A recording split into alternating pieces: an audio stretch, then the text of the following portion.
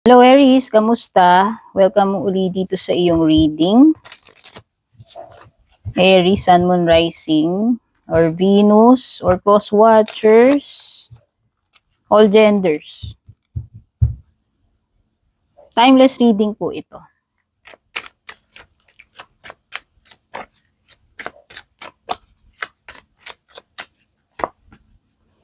Perseverance. Natural disaster. Oh. Schedule.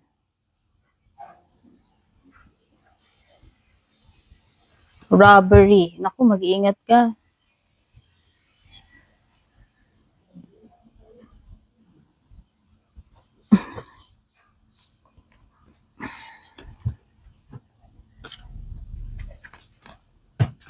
Oops, sorry. Wait lang. Nagkandahulog. Okay. Nagulo yung cards ko.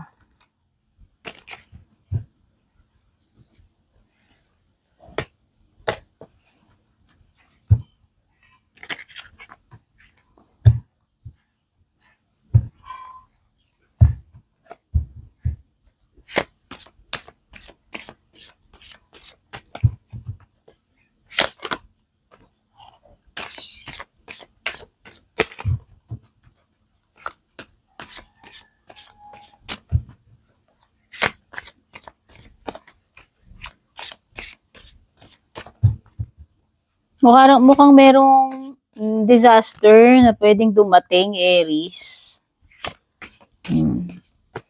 Ang disaster, hindi lang yun yung mga literal na kalamidad. O, halimbawa, financial disaster. Basta, any disaster na maaaring dumating sa'yo.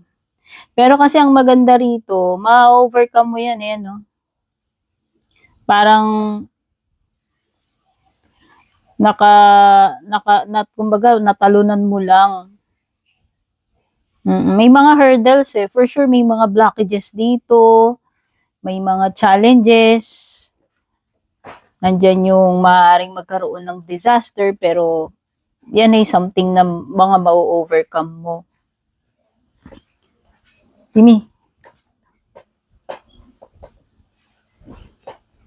Kailangan mo lang dito, maging organized ka. Kasi lumilitaw dito yung card ng schedule. Importante yung pagpaplano, importante yung pag-organize, proper management, okay? So, nakikita ko rito is, magagawa mo yung mga trabaho mo, mga deadlines mo. Masusort, basta marunong kang strategic ka. Importante yung pagpa-plan ahead para maiwasan mo itong mga disaster na to. Especially sa financial disaster. More on financial disaster kasi yung napifeel ko Although marami kasing forms of disaster na pwedeng dumating. Isa na yung napifeel ko financial disaster. And importante yung careful planning. Pagiging organized para maiwasan mo yung mga ganyan. Mag-ingat ka rin, robbery. Ayan, magnanakaw. Itong confinement na to pagiging, kumbaga mga restrictions, especially kung merong financial disaster nga dito. O halimbawa, ma-short ka ng pera, magipit ka. Or literal na magkaroon ka talaga ng financial disaster. Yun siguro yung more on nafe-feel ko dito sa confinement. It's more on restriction siya. Hindi ka makakilos. Kasi diba nowadays naman talaga pagka lahat ng bagay, lahat na lang, munting kibot, kikilos ka, pera Pera. Diba? So yun yung more on nafe-feel ko dito sa confinement mo. So mag-ingat, baka mawalan ng pera, manakawan, ma-scam, mabudol, maisahan, no?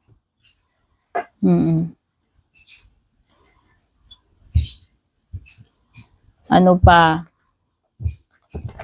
Patay tarot cards.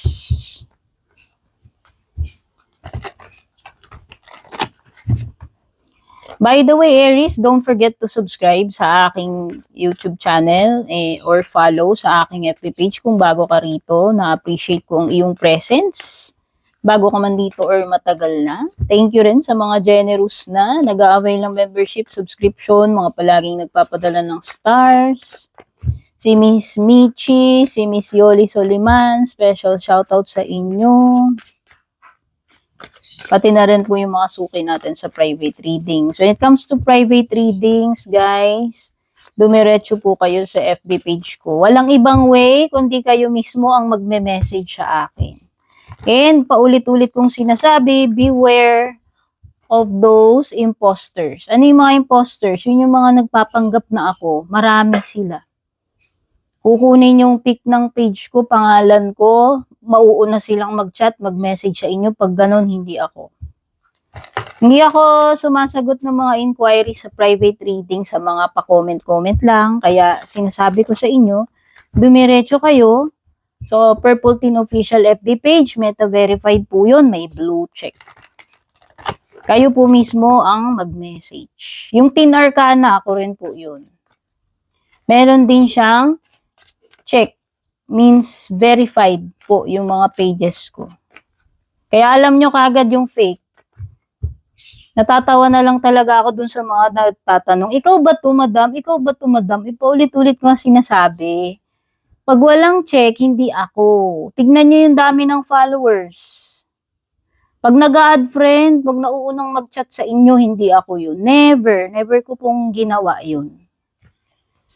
Kaya pag may nagtanong pa sa akin sa uli ng ganun, hindi ko nasasagutin. Kasi obvious naman eh. Alam nyo naman kung ano yung legit sa hindi.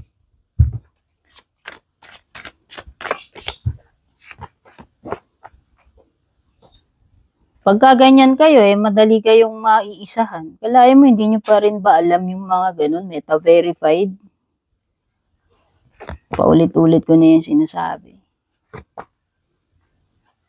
Kasi meron talaga yun, yung nagbayad siya dun sa akala niya ako. Pagka gano'n, wala akong pananagutan sa inyo. Oo, kasi kayo yun eh. Kaya nga sinasabi ko, alamin yung urig sa hindi urig. At doon sa platform na yun, pag may blue check ka, ikaw ay urig. Pag wala kang blue check, ikaw yung Japix. Di ba? Inabayaran ko yun eh. So,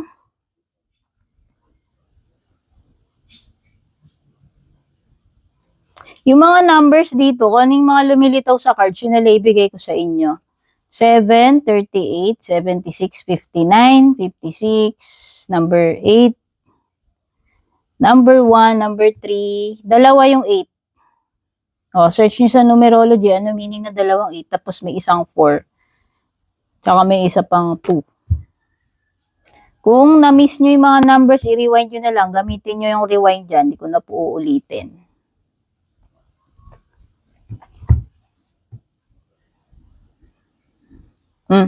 Ayan nga, yung tendency na mapasaba ka sa trabaho. 8 of Pentacles. Kaya make sure na pagtatanggap ka ng mga trabaho bago mo i-commit yung sarili mo, make sure na kaya mo i-deliver ng deadline, Aries. Kasi may tendency ka dun eh. Kaya nga, you better manage your time, your schedule, i-organize mo yan, i-plano mo ahead. Kasi ito yun, the tendency to, the tendency na hindi mo siya ma-accomplish lahat-lahat. The tendency na hindi ka umabot sa deadline. Okay?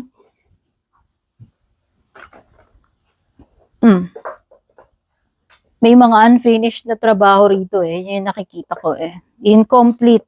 Yun. Incomplete. Oh. Magician reversed. Ito nga yung sinasabi ko sa'yo. Beware of trickery, scams,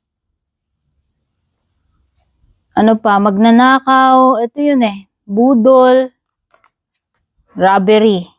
Yan Ito yung mga tao na imbis na maging patas sila, magtrabaho, mas gusto nilang gumawa ng masama. Yung easy way ng pera. Okay? Yung iba Nagpapakamatay sa trabaho, tapos sila gusto nila easy money lang sa masamang paraan, sa maling paraan. Okay. Which is my karma sa huli. Kala nila siguro makaka-get away sila sa ginagawa nila. May kabilang buhay, yung buhay natin on earth is very short compared sa eternity na pagbabayaran natin after life. Ako naniniwala ako doon. Ewan ko sila, bahala sila sa buhay nila. Ay, sa kaluluwa pala nila. Char. So, ang ganda, you have 3 of Wands. This is a card of expansion. Ayan, expansion. So, ibig sabihin, may growth, Aries. May growth when it comes to what you're doing. Whatever you're doing right now, there's progress. Nandun yung potential mo na mas lumago pa yan. Kung negosyo yan, kung career mo yan. At maganda rin itong sign when it comes to traveling or exploring opportunities overseas, kung may pinaplano kang mga ganun. And ito ay timeless reading, kaya nga sinasabi ko kung kailan makarating sa iyo. Maaaring ngayon, hindi, pero, di ba? Ito ay timeless hindi natin alam kung kailan magti-take effect lahat yung mga energies na nandito. Basta ako kung ano lang nakikita ko, sasabihin ko sa inyo, ha?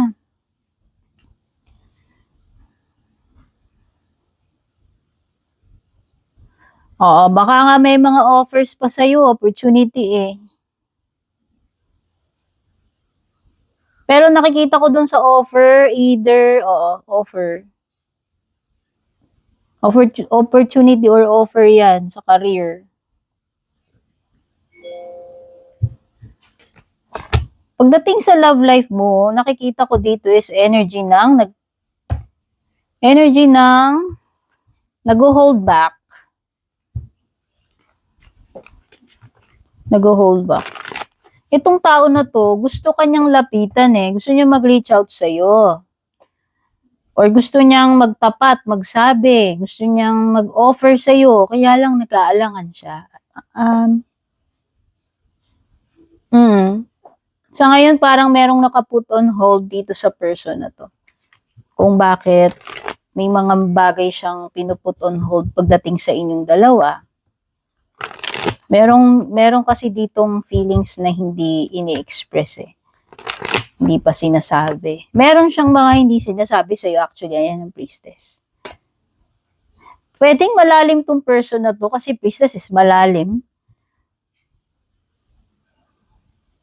Ang ibig lang sabihin yan, marami ka bang kailangang madiscover dito sa person mo. It could be na may pagka-introvert siya. It could be na meron siyang mga hindi sinasabi sa'yo. Okay?